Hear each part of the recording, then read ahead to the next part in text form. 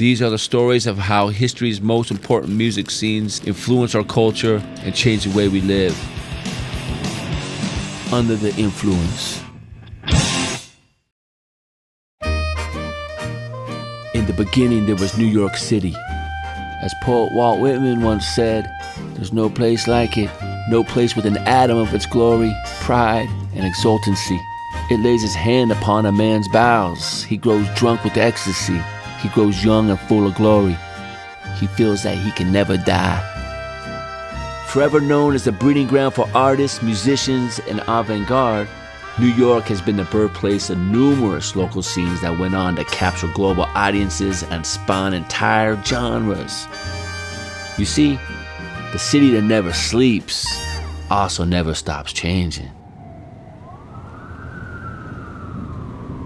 New York City of the 1970s was a city in peril. New Yorkers witnessed a sharp rise in crime, social disorder, as the city crept closer to bankruptcy. The subways were considered unsafe. Pimps, prostitutes, and petty criminals owned Manhattan streets. White flight was at its peak. The common belief was that the ecstatic glory of Walt Whitman's New York had begun to fade, and the world's greatest city was experiencing an inevitable decline. But New York's teeming homegrown working class never left. And never shut up.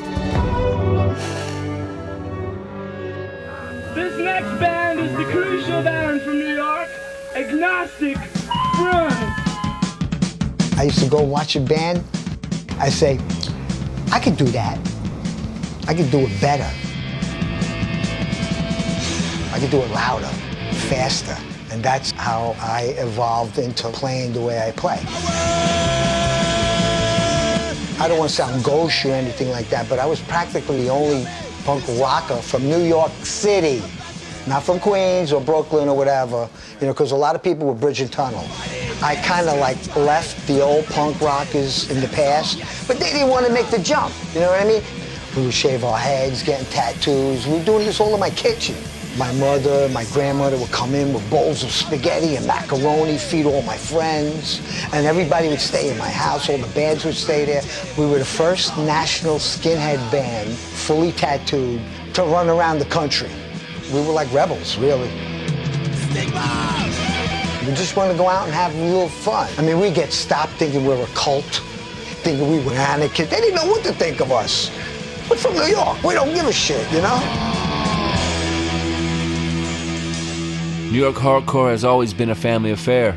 In the heyday of Agnostic Front, singer Roger Moret used to bring his 12-year-old little brother Freddie on stage and give him the microphone. This gave birth to another great New York hardcore band, Madball. Freddie was the most hardcore kid of all time, and a great singer.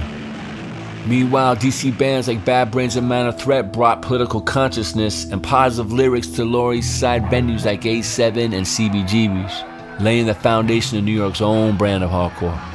If you want to know who the godfathers are of New York hardcore, it's the Bad Brains, hands down. Anybody who tries to tell you any different don't know what they're talking about, because I was there. We got that answer! Coming up from DC in 1980 and 79, the Bad Brains changed my life. That was it. It was always about the PMA, man. It's the mindset, positive mental attitude. And that's what the Bad Brains taught. You know, a lot of people got the wrong message when they would come to the shows and see like this controlled violence. It was kind of like this like tribal dance that everybody was part of, and it was a vibe and it was a scene. Punk rock, all they ever did was complain about shit. You know, fuck the motherfucker, you know, no solutions. Hardcore was about finding solutions to those problems. New York was just a rough fucking place to live in the 70s and 80s. I went through 7 years of hell in a foster home, being abused, the worst shit you could ever imagine. I was fucked up on drugs, and we were fucking living in Alphabet City in burnt out buildings.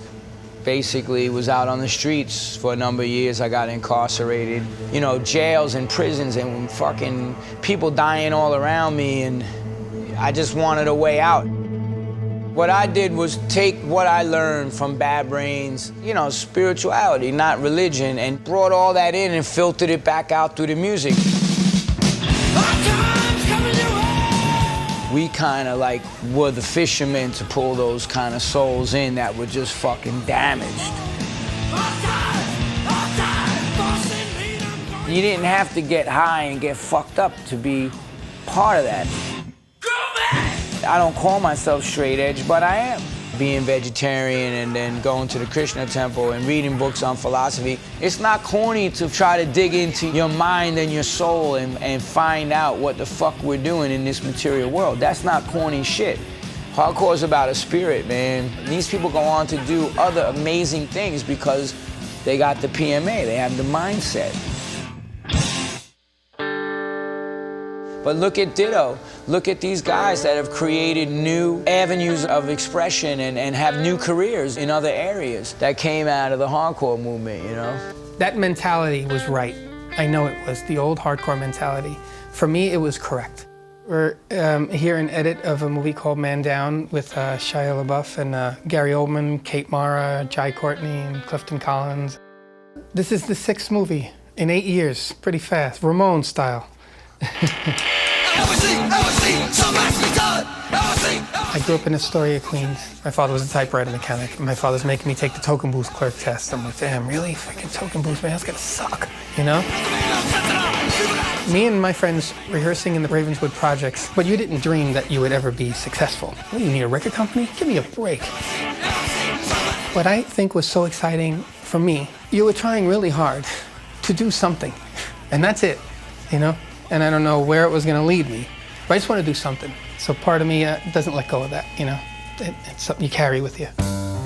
When I was making my first movie, it was a learning process. Well, it was a book, you know? Wrote it as a book, and then I was talking with Robert Downey.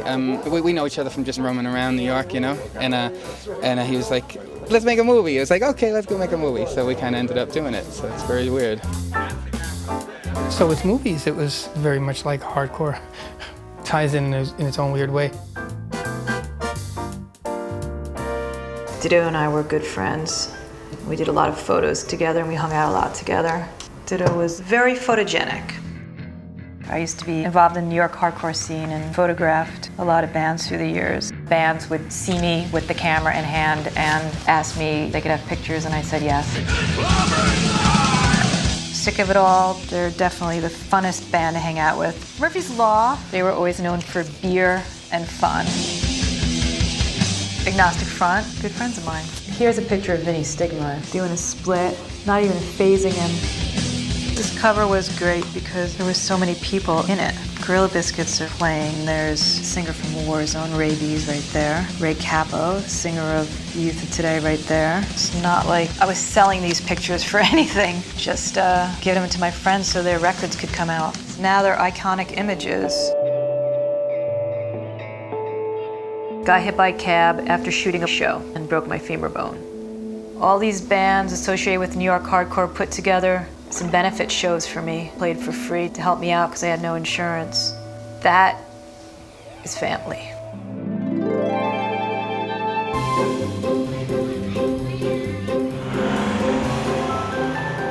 I grew up in Rockaway Beach, which is on the outskirts of Queens.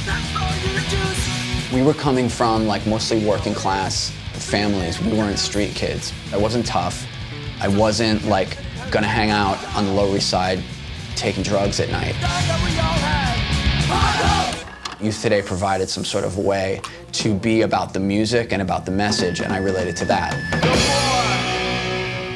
Taking inspiration from spiritually motivated New York hardcore bands like the Cro-Mags, a suburban kid from Connecticut named Ray Capo breathed new life into the scene.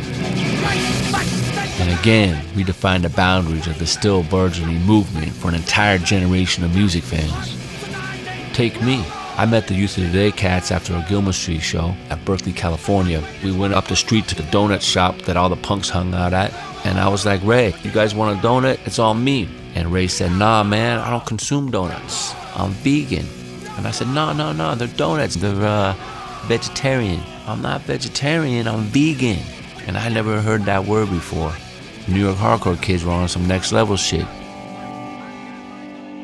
Youth of Today did a video for a song called No More, which basically sold everybody on vegetarianism. They were like probably the most controversial and inspiring band for so many people. We are at Make Restaurant in Santa Monica, California. We just got back from the Santa Monica Farmers Market and I picked up some chickweed and I'm cutting it into nice little pieces so we can use it for our garnishes and stuff. Becoming vegetarian and like being straight edge back then, and it was more about just kind of not being a part of everybody else. It was almost like a big, fuck you. Like, hey, we're a responsible bunch of young adults. And at a Sunday matinee, I was outside with a bunch of my friends, and then there was like a crew of like the straight edge guys, and I heard one of them say that they were a vegetarian, and that kind of like set it off. I'm the culinary director for the company, so a lot of the recipes are mine. Without hardcore and punk, I definitely wouldn't be doing this. It was just like a thing that was just a part of hardcore. We all had similar interests, and that's kind of why we became a band. Everybody in Texas is the Reason was a very strict vegetarian or vegan. It wasn't about just fast beats and mosh parts. Hardcore made it okay to be a vegetarian. There was something sporty about hardcore too, because it's dancing, it's violent like football, and risky like skateboarding. So I think that's where the shorts and the athletic clothing also connects. For me to dress in this kind of suburban way, with a varsity jacket on, is subversive. Me being in Queens, we don't have a football team. We don't dress like that at all, just no one does. And that's what I think changed it and popularized it in a way, because I think people in the suburbs were able to go like, I can relate to that. Youth Today provided a roadmap to what the influences were. That was easier for people to digest and to assimilate around the world. This is a record that completely changed my life. And I found a CD version of this when I was in high school, second grade, and I listened to it and boom, I was so inspired by it. 아마 이제 뭔가 하드코어가 이제 80년대 이 당시에 이제 한국에서는 이제 독재 아마 그런 정권이었어가지고, 그리고 그때는 좀 음악을 접하기가 쉽지가 않다 보니까 어쨌든 근데 인터넷의 힘이 컸지. 그래서 이제 2000년 초반 또 이제 그때 마이스페이스 때문에라도, 그래서 지금은 굳이 저희가 공연을 기획을 하지 않더라도 주말만 되면 되게 많은 하드코어나 펑크 공연이 이제. Hardcore straight edge culture had moved beyond the inner circle. Clearly, there was something more to this movement than shaved heads and front flips off the stage. We're going to a venue, we're throwing a free show, hardcore show, 4 hardcore bands. It's a very underground venue. I really like it because it's very intimate, small. There are about 50 people, it's completely packed, and the show is always crazy here. So that's why we picked this venue. It's gonna be crazy.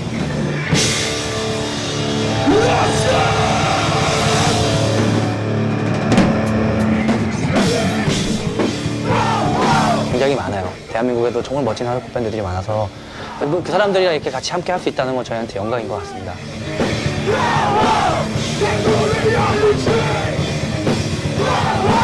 포기하지 않기를 다들.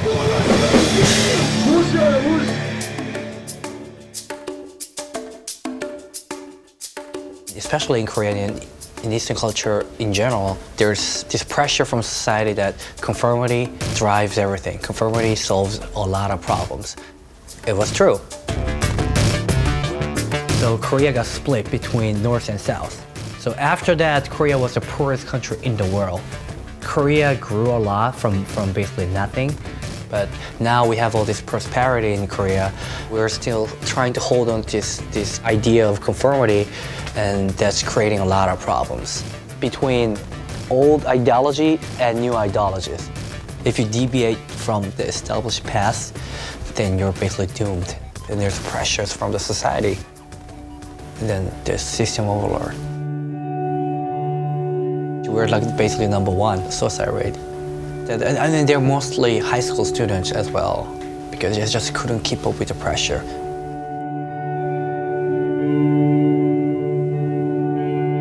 Hardcore really taught me to think and make me ask why. Straight edge is basically a promise to yourself that you're gonna live a better life.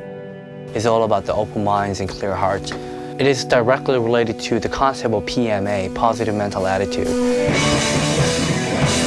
That the society is changing. We're more worried about our individualism, like our individual lives. How can we make our lives better?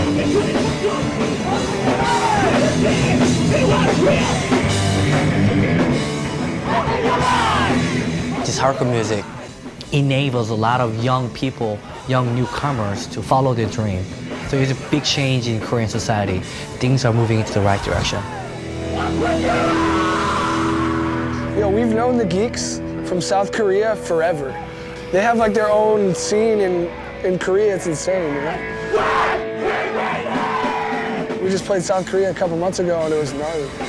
Kids were there, excited, like it was fully energy based, you know? Like the second the music starts and everyone's like this, it's like they just feed off the energy of it. And it's like almost like it breaks the language barrier in a sense just through the vibe of the music. Like watching the Geeks, I was like, yeah, this feels like the era of hardcore that I grew up in. Gorilla Biscuits long sleeves and like cargo shorts. It was tight. Grew up California. There was like all the bands that were like entry-level hardcore bands, like Minor Threat, Circle Jerks, Black Flag, Bad Brains, Cro-Mags, like all those type of bands. So it'd be like you'd grab like a record, you'd be like, oh, I fucking love this record, and then you would look at all the bands that they thanked in the record, and you're like, oh, I want to hear that name sounds cool, and if the Bad Brains said they're cool, then they must be cool, you know what I mean? The chase of it's almost fun in itself, you know what I mean? Instead of it just being packaged and hand to you, you know? Yeah, when I was younger, straight edge was like a part of my life for sure. Me too. Yeah, that's how I got into actually playing in bands. I played football, and one of my teammates was like, we listened to the same kind of music, and he's like, yo, we should just start a band.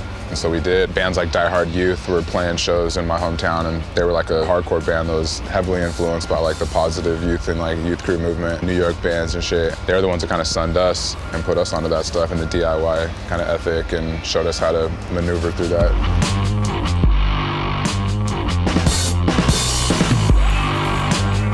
We're playing at Palisades tonight in Brooklyn, like right under the train or whatever. Every little DIY venue you could think of in Brooklyn, we probably played it. I know it's snowing outside, I know the weather's fucking bullshit, but it's warm as fucking here. Let's have a good fucking time tonight. Everybody on this stage, off this fucking stage, let's go.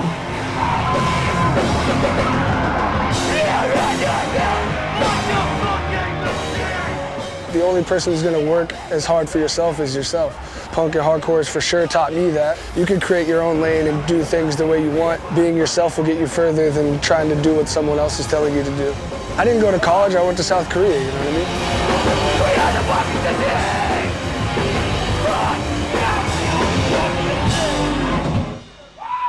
There we go, New York! Fuck yeah, give it up for Palisades one time. I sound my barbaric yawp over the roofs of the world. I think he's just like, this is bullshit. My name's Dan Witz. You're in my studio in Williamsburg, Brooklyn. Well, I moved to New York in the late 1970s and to go to art school. I know people romanticize it these days and think it was very cool, but it was kind of chaotic and crazy, and rent was cheap. It was very good to be a young artist back then. I was always a painter, but was in bands for like most of my 20s. My lifestyle was I'd play these crazy concerts with these people throwing bottles at us at night, and then in the afternoon after the sound check, I would go to some museum and study old master painting, which has always been my thing. That's a good one. And it wasn't until I started thinking about that this would be something I wanted to paint. Then I started going to shows and, being right there for 4 or 5 hours, seeing every band, being in the pit and, really toughing it out.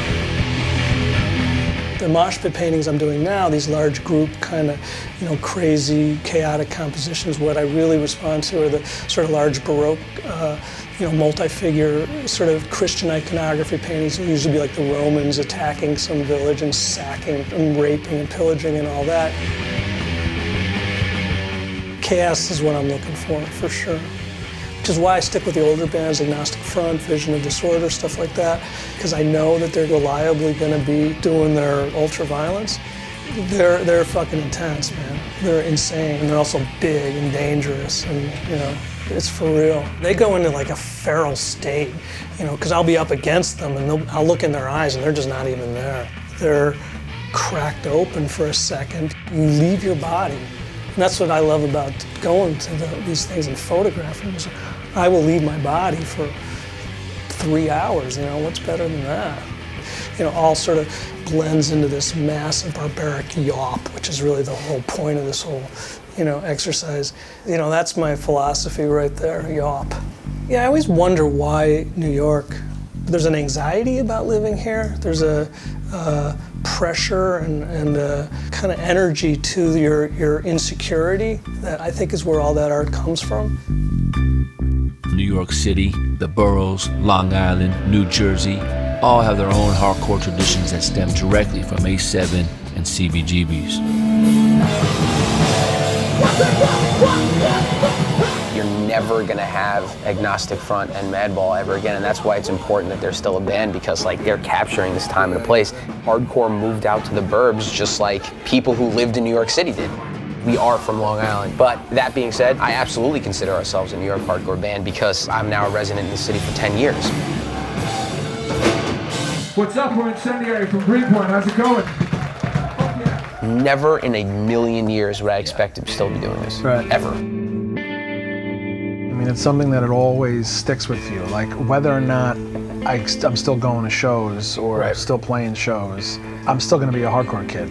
You know, like if I wear a suit, I'm still a hardcore kid. Hardcore to me is about throwing rocks at the building, right? And trying to change the world. Sure. And then like one day I sort of woke up and said, okay, if I really want to change the world, instead of throwing rocks at the building, I need to get inside the building and sort of work from the inside out. Being able to help write laws and draft legislation, like, yeah, I know my resume doesn't say that I can do any of this stuff, but trust me, give me the job, I'm gonna blow your balls off, you know?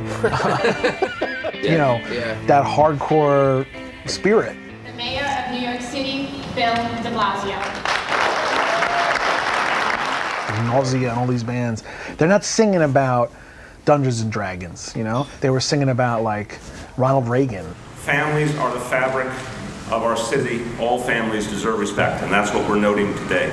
That this now makes New York City the largest school district in the nation to take this action. Thank you. But from writing lyrics, that sort of enabled me to do what I do now. I didn't realize I was training for it when I wrote For Those I Love I'll Sacrifice or something, but I was. Then there was a whole thing where that soldier got it tattooed on him, and it was like I was speechless. These are lyrics that I wrote when I was 16 in my mother's apartment. Like that this, you know, veteran who just lost his legs in Afghanistan. It was just mind-blowing.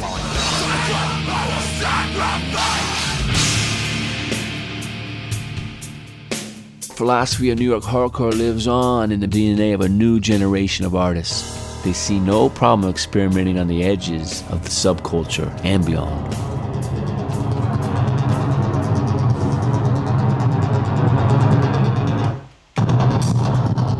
Hardcore was like all I cared about as a teenager. I'd find the kids that like Pearl Jam and I'd be like, this shit sucks, dude. Listen to this instead, seriously. And I know you know how to play guitar, so could you write a song like Gorilla Biscuits, please? Cool, we're in a band now. I really feel like hardcore is our generation's like folk music in this weird way, and everyone. It has a message too. Yeah. You know, Bob Dylan had like a certain message for like what was going on with the world around them, and I think that hardcore has the same thing. I've met over the years different groups of young people, you know, kids that are coming up that are really inspired by Gorilla Biscuits or these things that, you know, me and my friends did when we were their age, right, or younger. And they pick up the ball and they interpret it for themselves. I'm a terrible guitar player, I apologize. That's the beauty of hardcore, is you can be a terrible guitarist and you could be a virtuoso within the world of hardcore. I am where I am today because of Walter Streifels. I sent Walter an email. I said, hey, we're these, you know, 18, 19-year-old kids from a town you've never heard of. Would you like to work with us on a record? He got back to us, we've become friends with him, and we're just on the same level, when in reality, he is the guy that essentially set the course for my life.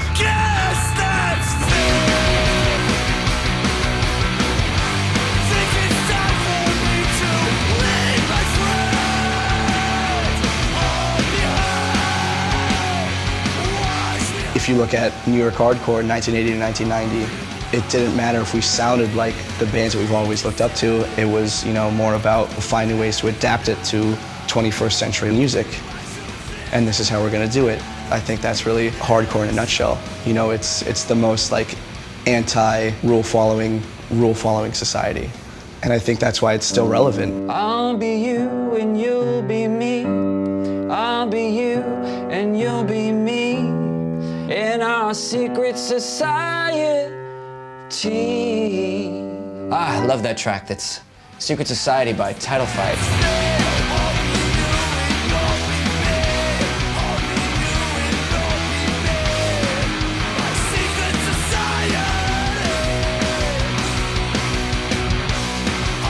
The young kids is the ones who keep it going. They're the ones, up there like bringing it. You know what I'm saying? You gotta have that youthful energy at the shows, so it keeps you young, man. That's what it's about, Get that kid, get him up here. You get up there. Here, kid, get up there. You can do it. Probably do it better than me, too.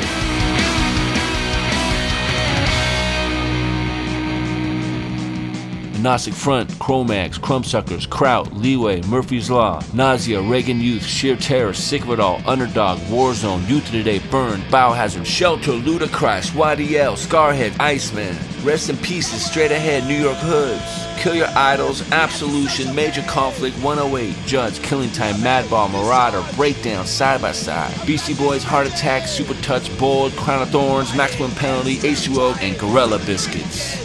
And that's only the tip of the iceberg. New York hardcore.